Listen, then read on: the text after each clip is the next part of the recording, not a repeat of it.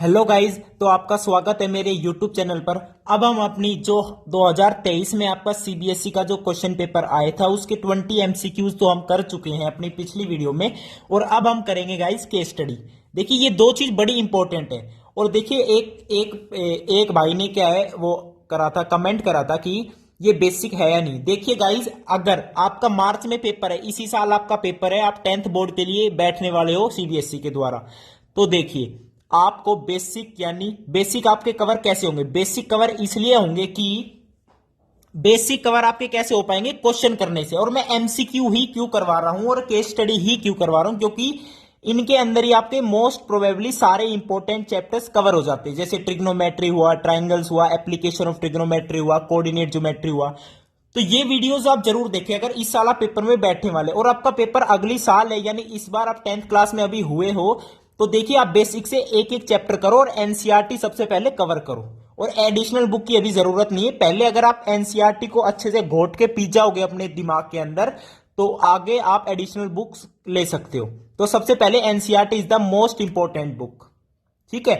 तो मैं ये वीडियोस अभी इसलिए बना रहा हूं क्योंकि ये जो बच्चे सीबीएसई में बैठने वाले हैं, आपके पेपर देंगे, उनके लिए बहुत हेल्पफुल है। और जो बच्चे अभी 10th में हैं, यानी नेक्स्ट ईयर वो देंगे एग्जाम, उनके लिए मैं हर एक चैप्टर को अपलोड करूंगा। जैसे 5-6 चैप्टर तो मैं कर भी चुका हूं अपलोड, आप पहले उन्हें आराम से समझे।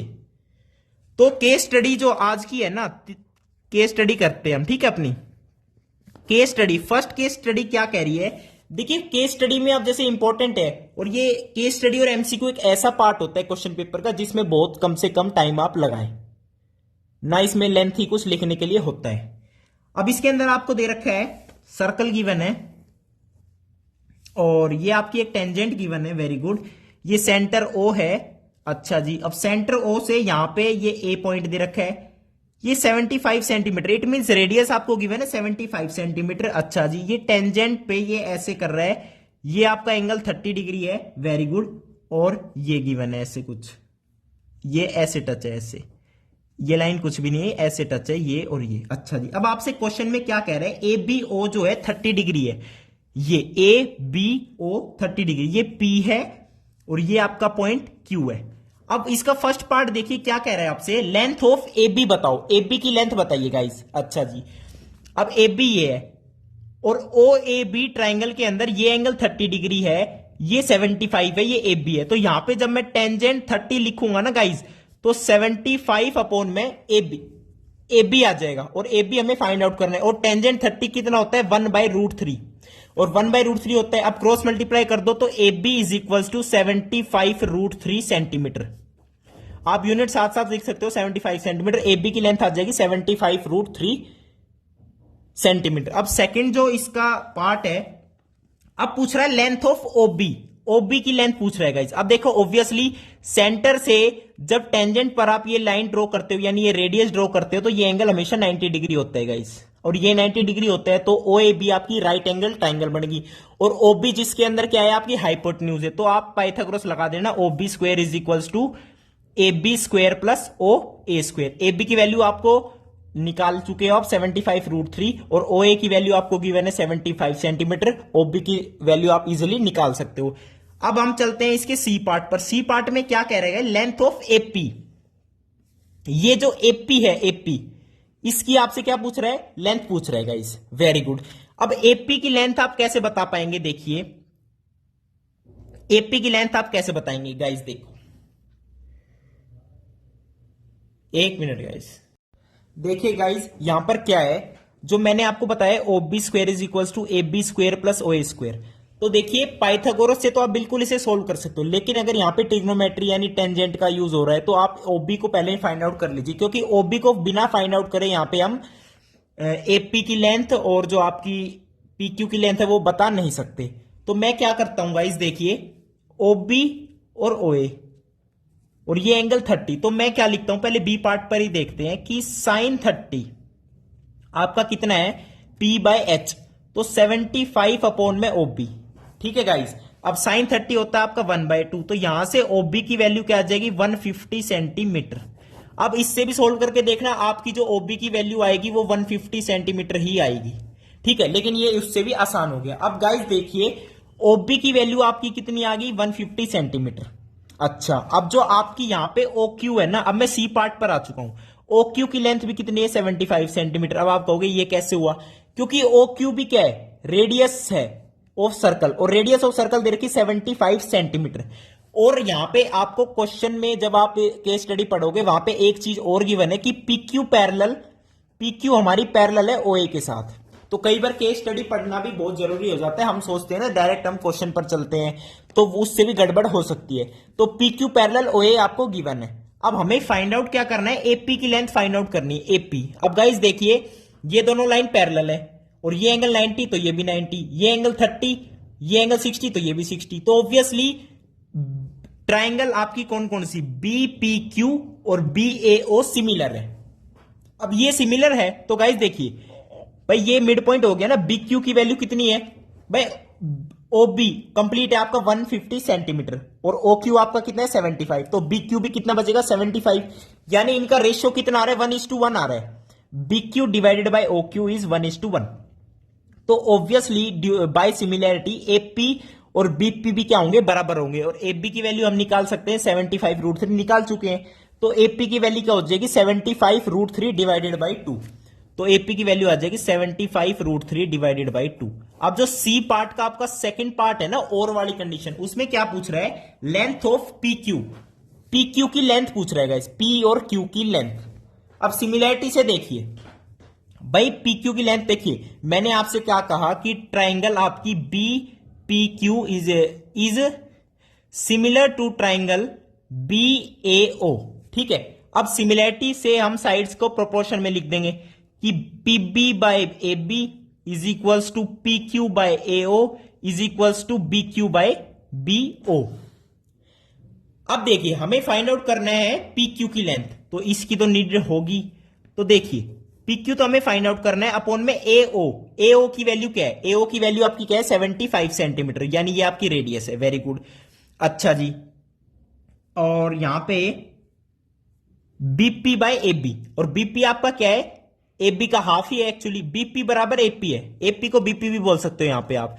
तो BP की वैल्यू क्या है यहां पे हमारे पास 75√3 डिवाइडेड बाई 2 और डिवाइडेड बाय AB की वैल्यू आपके पास है 75√3। 75√3 से 75√3 कैंसिल आउट हो गया, और आपकी जो PQ की वैल्यू है वो आ जाएगी 75 divided by 2 centimetre.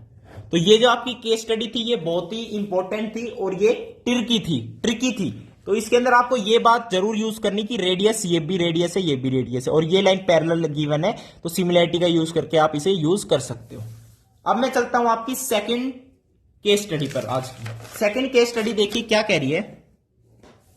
Second case study देखिए, मैं फिर से कह रहा हूं, मैं आपको प्रॉपरली समझाऊंगा हर एक चैप्टर, लेकिन बोर्ड्स के बच्चों के लिए ये बहुत ही क्रैश कोर्स चल रहा है, बहुत ही अच्छा वाला, तो वीडियो को जरूर देखो यार।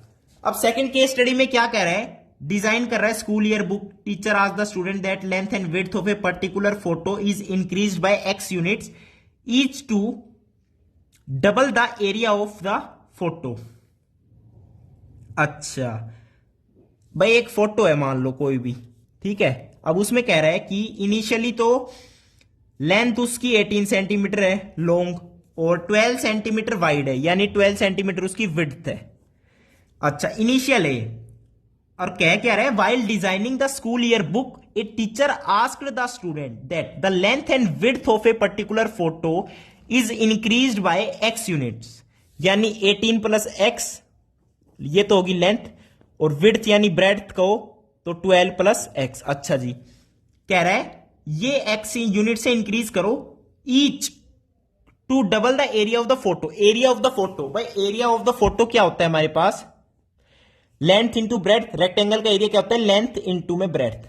अब X यूनिट्स इंक्रीज करने के बाद दोनों को, लेंथ में भी X यूनिट इंक्रीज करी, ब्रेड्थ में भी, अब इनका एरिया जो है डबल करना है हमें, यानी इनिशियल जो एरिया है, एरिया इनिशियल कितना है 18 इंटू में 12, बाद में एरिया कितना होना चाहिए, ये जो एरिया है ये किसके बराबर होना चाहिए, twice of area of initial.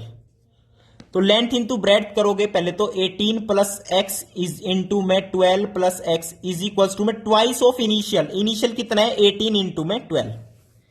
ये था आपका इक्वेशन। अब फर्स्ट जो आपका पार्ट है उसमें यही कह रहा है कि एल्जेब्रिक इक्वेशन बना दो जो अबोव इंफॉर्मेशन को डिपिक्ट कर रही है। तो एल्जेब्रिक इक्वेशन आपकी यही है, 18 plus x into 12 plus x is equal to twice of 18 into 12।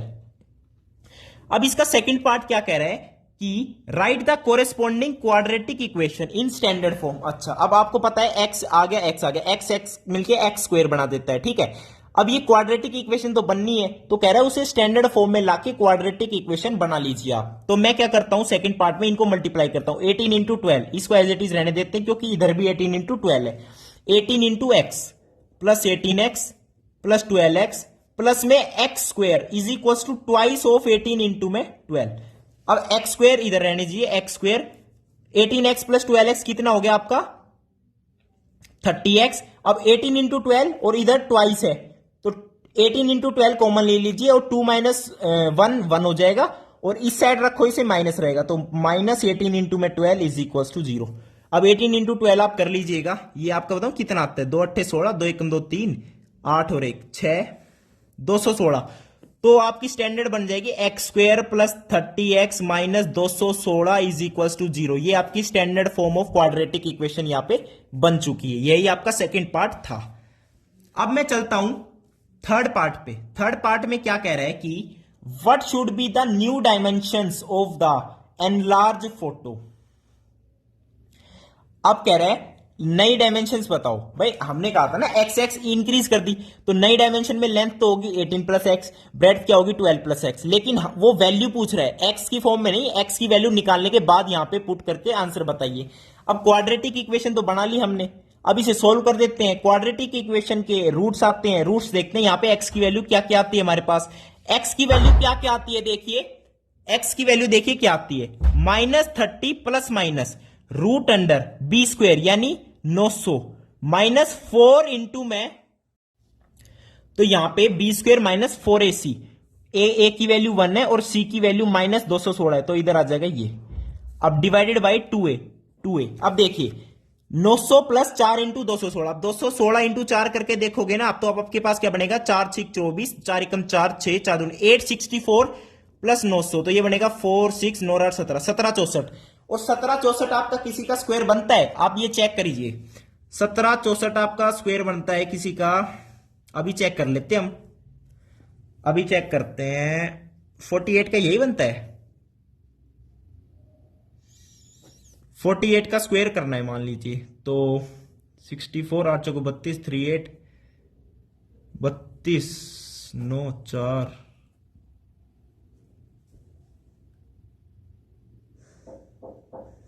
और आपका 42 का कितना बनता है 2 2 8 4 2 8 4 4 60 1764। देखिए 42 का स्क्वायर होता है 1764 यानी रूट का अंदर की ये रूट को सोल्व करने के बाद आपके पास कितना आ जाएगा -30 प्लस -42 डिवाइडेड बाई 2। अब x जो है ना किसी फोटो की लेंथ है तो ऑब्वियसली वो माइनस तो कभी हो नहीं सकती, यहां से x की दो वैल्यू आएगी, एक बार माइनस लीजिए एक बार प्लस लीजिए। माइनस लोगे तो 30 -42 यानी -72/2 यानी माइनस का 36 और जब प्लस लोगे तो 42 - 30 इज 12/2 इज 6। तो ऑब्वियसली x की वैल्यू -36 आप बिल्कुल नहीं लोगे क्योंकि किसी फोटो की लेंथ माइनस में कभी हो ही नहीं सकती। तो x की वैल्यू यहां पे आपके पास आएगी 6 और x की वैल्यू आपके पास 6 आ चुकी है तो नई लेंथ और नई ब्रेड्थ आप बता सकते हो 18 + 6 इज इक्वल्स टू 24 सेंटीमीटर तो आपकी न्यू लेंथ है और 12 + 6 इज इक्वल्स टू 18 सेंटीमीटर आपकी फोटो वाइड है। ये था आपका थर्ड क्वेश्चन केस स्टडी का। अब इसमें और में क्या दे रखा है, can any rational value of x make the new area equals to 220 centimetre square. अच्छा जी, अब कह रहा है कि x की क्या कोई रैशनल ऐसी वैल्यू है जिससे एरिया आपका क्या बन जाए 220 सेंटीमीटर स्क्वायर। और एरिया क्या बनेगा देखिए, एरिया में बता चुका हूं आपको 18 + x इंटू में 12 + x। लेंथ और ब्रेड्थ चेंज करने के बाद आपके पास एरिया क्या बन जाएगा 18 + x इंटू में 12 + x। अब वो एरिया जो है ये कह रहा है अगर 220 सेंटीमीटर स्क्वायर के बराबर है तो यहां से x की क्या कोई ऐसी वैल्यू आएगी, रेशनल वैल्यू। तो पहले तो मैं क्वाड्रेटिक इक्वेशन बनानी पड़ेगी आपको और फिर उसमें x की वैल्यू सोल्व करोगे कैसे, जैसे अभी हमने यहां पे x की वैल्यू फाइंड आउट करी है। और उसमें फिर आप चेक करना रेशनल वैल्यू आ रही है नहीं आ रही, और उसे कमेंट करके मेरे को बताना। देखिए कमेंट करोगे तो पता चलेगा मेरे को भी। अगर आपको डाउट लग रहा है तो मैं एक नई वीडियो बना दूंगा फिर से इसी क्वेश्चन के ऊपर। अब मैं चलता हूं थर्ड केस स्टडी पर। आपकी थर्ड केस स्टडी देखिए क्या कह रही है। आपकी जो थर्ड केस स्टडी है वो क्या कह रही है, देखिए उसमें आपकी फ्रीक्वेंसी के बारे में बात हो रही है, फ्रीक्वेंसी वगैरह के बारे में बात हो रही है। उसका जो फर्स्ट पार्ट है उसमें तो आपसे पूछ रहे हैं मॉडल क्लास बताइए, मॉडल क्लास बताइए। मॉडल क्लास का मतलब होता है ऐसी क्लास जिसकी हाईएस्ट क्या हो, फ्रीक्वेंसी हो। तो यहां पे जो हाईएस्ट फ्रीक्वेंसी है ना गाइज, वो कौन सी क्लास की है आपकी, नंबर ऑफ सब डिवीजन 7 है, यानी हाईएस्ट फ्रीक्वेंसी तो आपकी 7 है। लेकिन पूछ रहे हैं मॉडल क्लास, क्लास यानी 600 से 800 ये होगी इसकी क्लास, ये लोअर लिमिट ये अपर लिमिट। अब मैं चलता हूं सेकंड क्वेश्चन पे। सेकंड क्वेश्चन में कह रहा है find the median of the given data, और उसका और वाला पार्ट है, ऊपर वाले में तो कह रहे हैं मीडियन फाइंड आउट करो और वाले पार्ट में कह रहे हैं मीन फाइंड आउट करो।